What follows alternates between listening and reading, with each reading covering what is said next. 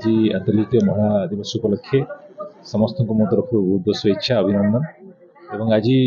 नवोत्कल महिला समिति तरफ व्यासनगर उत्सव आयोजित होता है एक सामूहिक विवाह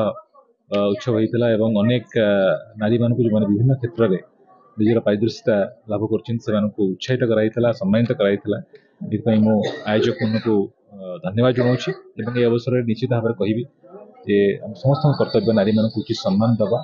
एवं विशेष भाव नारी मैंने निज भर अंतर्निहित शक्ति को चिन्ह दरकार सब क्षेत्र में सफलतार शीर्ष जापर से विषय विश्वास रहा दरकार आज आउ थे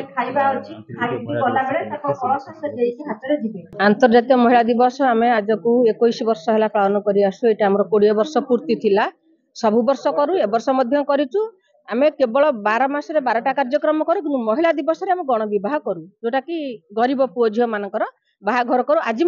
आप देखिए आम 5-6 जोड़ा करूँ आज मात्र 2 जोड़ा करूँ कारण आम गोटे मंच कार्यक्रम थिला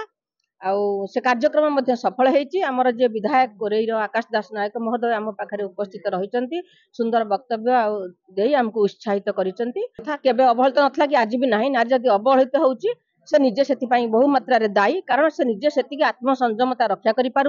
निजे निजक भल पाई शिखुनी आज दिन में नारी प्रतिज्ञा कर निजक भल पाइब निजक सुरक्षा देव से सब अन्य जलांजलि होकर मरुची तेणु नारी निजक स्वावलंबी करवा साक्षरित करवा मुख्य स्रोत में अग्रसर हाँपाई निजे जदि चेष्टा कर कहीं हरई पारे कि हईराण अवहेलित करें से नारी दायी रोचे। आंतर्जातिक महिला दिवस सारा विश्व में पालन करा आंतर्जातिक महिला दिवस उद्देश्य महिला मान समाज में समृद्ध सशक्त और सम्मान देवा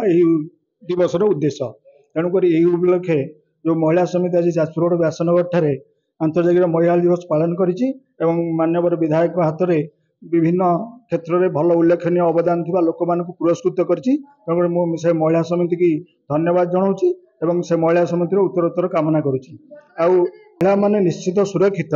किंतु आउरी किछि से दिगरे काम करिवार आवश्यकता अछि समाज रे महिला होंतु पुरुष होंतु नारी होंतु पुरुष होंतु युवक होंतु युवती होंतु समस्त को समान भाव में केमिति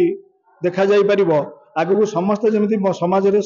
समान भावे सम्मान पाइबे से क्षेत्र में आउ किछि काम करिवार अछि आमे माने सचेतन हेले समस्त युव समाज पर्टिकुलर सचेतन हेले निश्चित आगु महिला पुरुष समाज रे समान भावे रहिबे।